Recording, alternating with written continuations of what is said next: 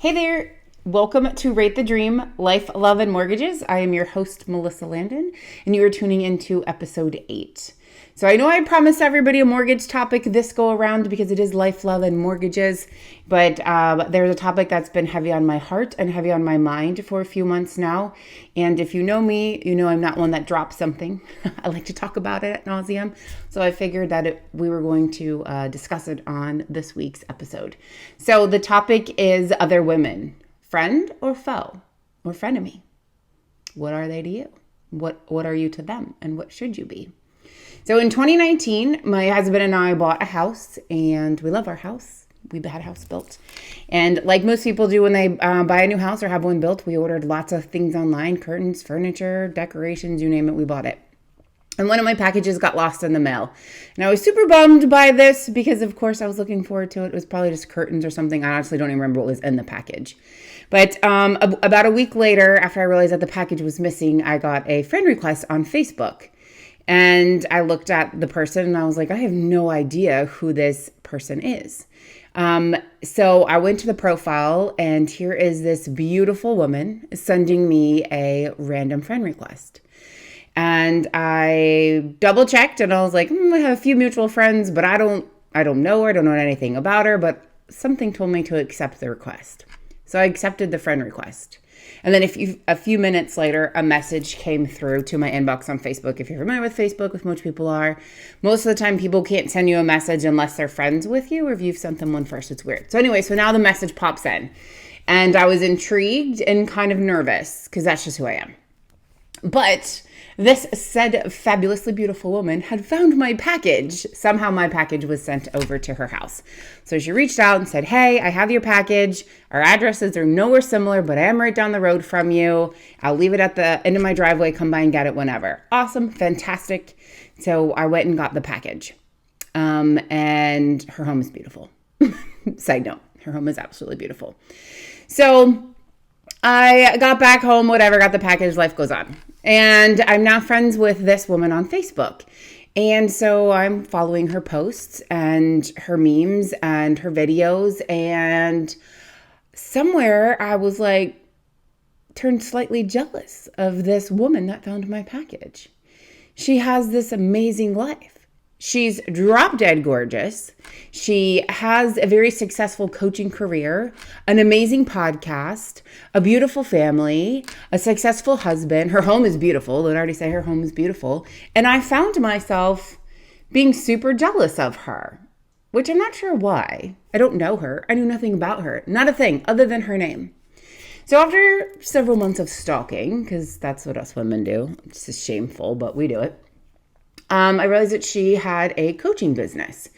And in her coaching business, she coaches women, and I believe just women, but I'll have to double check on that one, just through life's obstacles and challenges. And she has all these amazing reviews and positive feedback from people that have utilized her coaching program. And I was going through a couple of things in my life, nothing serious, but I was like, I kept finding myself drawn back to her for a reason, an unexplainable reason. And so almost a year later, it took me almost a year of stalking her and watching all of this, that I reached out to her and asked her for some additional information on her coaching program.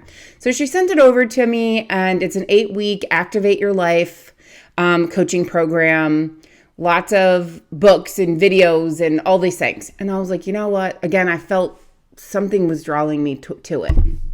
So I thought, okay, what the heck? What do I have to lose, right? You invest in yourself. So I was like, all right, I'm in.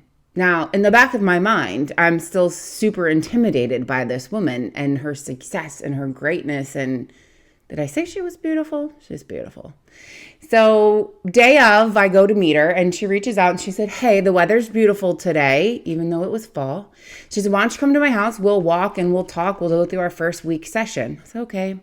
So I showed up over at her house, and about 5 minutes in to our session, our coaching session, whatever you call it, I thought, oh my gosh, Mel, you are a terrible person. This woman has been through trials and tribulations in her own life, traumas, drama, blended families. It's not my story to tell, but if you look her up, she's a very open book, and she shares it all. Hence why she became a life coach, right? To help other women overcome obstacles and get through things that they're going through in their life. And I felt terrible. I felt so terrible for looking at her and not knowing anything about her and judging her. And I thought to myself, we as women do this all the time. All the time. And it's terrible. It's hateful. This woman is an amazing person. An amazing person. She is a godsend. Actually, God sent her. I have no doubt that he had my package get lost and go to her house because he knew what the next couple years of my life was going to look like and the tools that I was going to need to overcome them, and that she was the person that was going to be a great resource for me through all of these. Guys, does anybody on here, anybody watching this, do you have a friend that prays for you every day at 2:00? Every day, without fail. Do you have a friend that does that? She does. Mine does. She brought me back to my faith, my walk with God, to rejuvenate that. She helped me through my infertility struggles. She's helped me with my career, staying on point, being organized. She has taught me how to move your body, be active. She's also a nutrition coach, which that's my new endeavor with her. I've been working on that, macronutrition. She's great. And she's my coach with that. But more importantly, she's my friend. And she's a really, really good friend of mine. So I tell the story because it backs up the why do we as women look at another woman and judge her for her lifestyle, for the way she looks, her career choice or no career choice? It blows my mind. And so I've been thinking about it a lot lately, and I support other women not because I'm them. I'm not them, right? We're all different. We all shine different. We all have different qualities. But I support other women because other women need the support. We need the friend circle, right? I always thought having this massive friend circle of women was just the greatest thing in the world. And as I get older, or if I've had things in my life, I have found that the smaller that circle has become, the better it is, right? It's not about the size of the circle, it's who's in the circle. And having the right circle of women around you is the biggest life upgrade. The biggest life upgrade. So many of us are so quick to judge for so many different things. And, don't be the reason another woman feels insecure. Be the reason she feels supported, encouraged, and heard, and important. We're really great at backhanded comments. Oh, that dress looks really great. And you didn't think so? And the way you said it proves that you didn't think so. So why say it? Why be that person?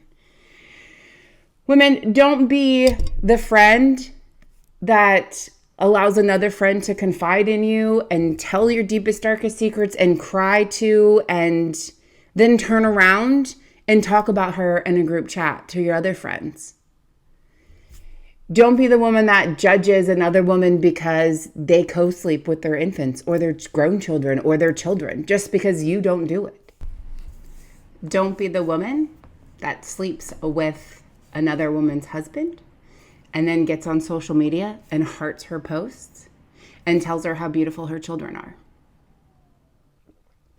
Don't be the woman that judges another woman because she still has her baby weight and her baby's 17 or 5.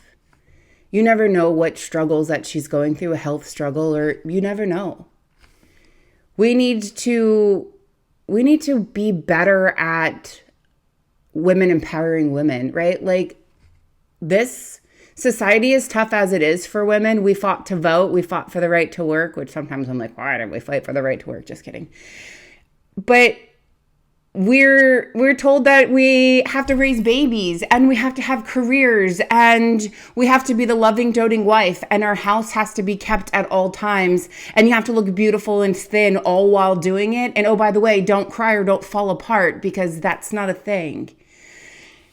It is a thing, and it's okay to fall apart because that's hard. All of those things are hard, but it goes back to let's support each other. Let's be there for each other. Let's not judge each other because we do it different or you do it different or you stay at home and I have a job or vice versa. Let's empower women to be the best versions of themselves, to help them grow. I feel like we need to do that. Little girls need to be raised to cheer on their friends and support their friends. Little girls compete. Women show respect toward yourselves, towards others. Let's raise these girls that way. I'm good with competition, right? My daughter plays volleyball and I'm all in. That's different competitiveness of that sort. But just on a day-to-day basis, because someone has nicer earrings or not as nice earrings, that's got to go. Girl, bye, we don't have time for that. How we expect men to respect us when we don't even respect each other. We are catty with other women. It's got to go. It's got to stop. I don't have time for it. I don't have time for it in my life. I'm Xing out those that aren't on the same page with me. And I feel great. I feel empowered. So I think maybe try it. Yeah. That's what I got for today. Empowerment. No more catty. All right. Thank you for watching. See you guys next week.